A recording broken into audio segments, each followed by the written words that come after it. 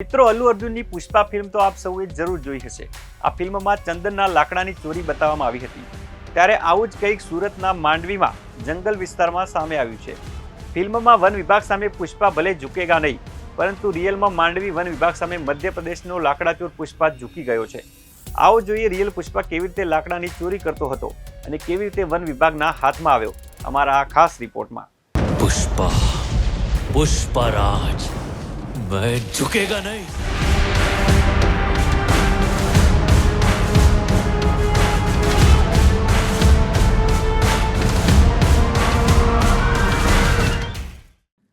થોડા સમય પહેલા પુષ્પા ફિલ્મમાં હીરો પુષ્પા ઝુકેગા નહીંના ડાયલોગ સાથે વન વિભાગને ચકમો આપી ચંદન ચોરી કરતા બતાવ્યો છે, પરંતુ રિયલ સ્ટોરી અલગ જ છે। મધ્યપ્રદેશના લાકડા ચોરો માત્ર સુરત જ નહીં, તાપી, નવસારી, વલસાડ, ડાંગ, નર્મદા, દાહોદ અને ભરૂચ જિલ્લાના જંગલોમાંથી અનામત કેટેગરીમાં આવતા ખેરના ઝાડ કાપી લાકડા સગે વગે કરવાનું મસમોટું રેકેટ ઝડપાયું છે। પુષ્પા ફિલ્મમાં વન વિભાગ સામે પુષ્પા ભલે ઝૂકેગા નહીં, પરંતુ રિયલમાં સુરતના માંડવી વન વિભાગ સામે મધ્યપ્રદેશનો લાકડા ચોર પુષ્પા ઝૂકેગા ભી ઓર જેલ में भी जाएगा તેવી રિયલ ઘટના સામે આવી છે।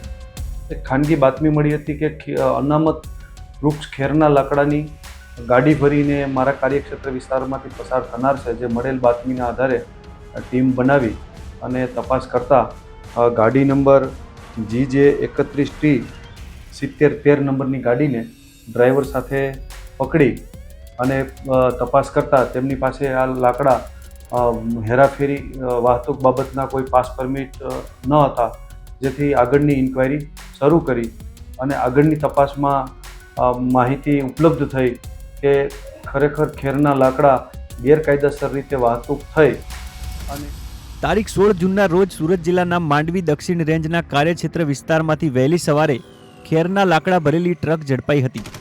આ ટ્રકમાં તપાસ કરતા તેમાંથી ખેરના લાકડાનો જથ્થો મળી આવ્યો હતો। ટ્રક ભરીને અનામત વૃક્ષ ખેરના લાકડા મળતા વન વિભાગના અધિકારીઓ ચોંકી ઉઠ્યા હતા। તેમની પાસેથી કોઈપણ પ્રકારની પાસ પરમિટ નહીં મળતા મામલો ગંભીર જણાયો હતો।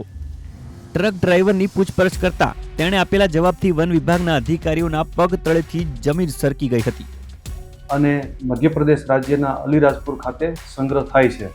જે મતલબની માહિતીના આધારે અલગ અલગ ટીમ બનાવી અને ત્યાં અલીરાજપુર ખાતે જઈ ત્યાંના સ્થાનિક ફોરેસ્ટ ઓફિસરોને સાથે રાખી અને અલીરાજપુરમાં રેડ કરી અને ખેરના લાકડાના ગેરકાયદેસરના જથ્થાને પકડી પાડ્યો અને સ્થાનિક ઓફિસરોએ ની સાથે રહી અને શહેરના લાકડાને ત્યાં સીલ કરવામાં આવ્યા છે। અને જ્યારે અમારી રેડ શરૂ હતી ત્યારે રેડ દરમિયાન પણ ત્યાં બે ટ્રક હતા, એ ખેરના લાકડાના ત્યાં અનલોડ થતા હતા, તેની પાસે પણ કોઈ પાસ પરમિટ ઉપલબ્ધ ન હતી। આ કાર્યવાહી કરી અને તેના પંચનામા કર્યા। કાર્યવાહીમાં અંદાજે 2055 મેટ્રિક ટન જેટલો જથ્થો ત્યાં ઉપલબ્ધ હતો અને એ જથ્થાને સીલ કરેલ છે। અને કેટલો મુદ્દામાલ હતો અને આરોપી કેટલા ઝડપાયા છે અને હાલ વન વિભાગની કઈ દિશામાં તપાસ ચાલે છે? આમાંથી ત્યાં એક આરોપી આરિફ અલી અમજદ અલી મકરાણીને પકડી અને આગળની તપાસમાં માંડવી ખાતે લઈ આવી અને સઘન પૂછપરછ કરી અને પૂછપરછના અંતે એને ન્યાયિક કાર્યવાહીમાં કોર્ટમાં મૂકતા નામદાર કોર્ટે એના જામીન નામંજૂર કરેલ છે। આ જે ગુનો છે એ સંગઠિત અપરાધ છે, ઓર્ગેનાઇઝ ક્રાઇમ છે અને સિરિયસ ઓફેન્સ છે। એટલે જ્યારે આવા પ્રકારના ગુનેગારો આચરતા હોય ત્યારે એકથી વધારે લોકો અને એક ટોળકી સ્વરૂપમાં સામેલ હોય છે એકબીજાની સાથે અને એકબીજાની સાથે કડીથી મળેલા હોય છે, ગુનાહિતી કડીથી। હવે જ્યારે વાત જાણે એમ હતી કે દક્ષિણ ગુજરાતમાંથી ખેરનું લાકડું મધ્યપ્રદેશના અલીરાજપુર લઈ જાય ત્યાંથી સમગ્ર વહીવટ કરાતો હોવાનું સામે આવ્યું હતું। ડ્રાઈવરની કબૂલાતને આધારે અલીરાજપુરમાં તપાસ કરતા સમગ્ર રેકેટ પરથી પડદો ઉંચકાયો હતો। અનામત એવા ખેરના લાકડા ચોરીનું ભોપાળું 4 વર્ષથી ધમધમી રહ્યું હોવાનું વન વિભાગના અધિકારીઓની પ્રાથમિક તપાસમાં બહાર આવ્યું છે। સપ્તાહ પહેલા વન વિભાગની ટીમે પાડેલા દરોડામાં મધ્યપ્રદેશના ડેપોમાંથી 5.13 કરોડની કિંમતનું 2055 મેટ્રિક ટન લાકડું મળી આવ્યું હતું। હવે જ્યારે આગળની તપાસ થશે અને આગળની ઇન્ક્વાયરીમાં બધી હકીકત બહાર આવશે। તો આ જે કિંમતી લાકડું છે ખેરનું, તો આ લોકો જે આરોપી છે તો આનો શું ઉપયોગમાં લેતા હતા? ખેરના લાકડાનો પ્રાથમિક તપાસમાં એવું માલુમ પડે કે તે કાથા ફેક્ટરીની અંદર કાથો બનાવવા માટે ખેરના લાકડાનો ઉપયોગ થતો હોય છે।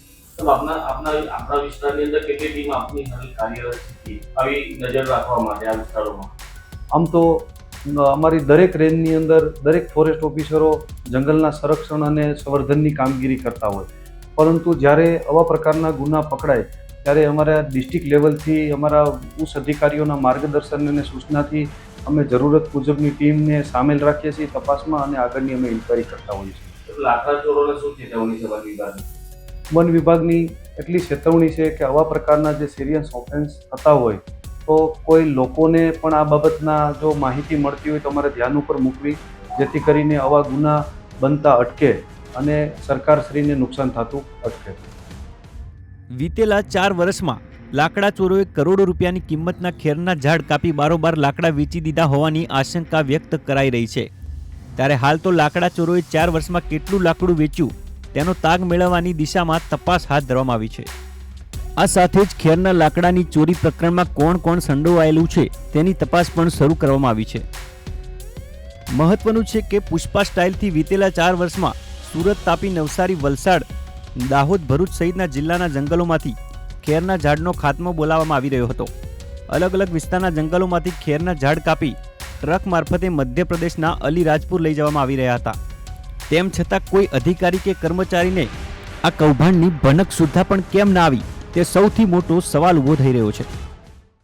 पुष्पा पुष्पराज वह झुकेगा नहीं.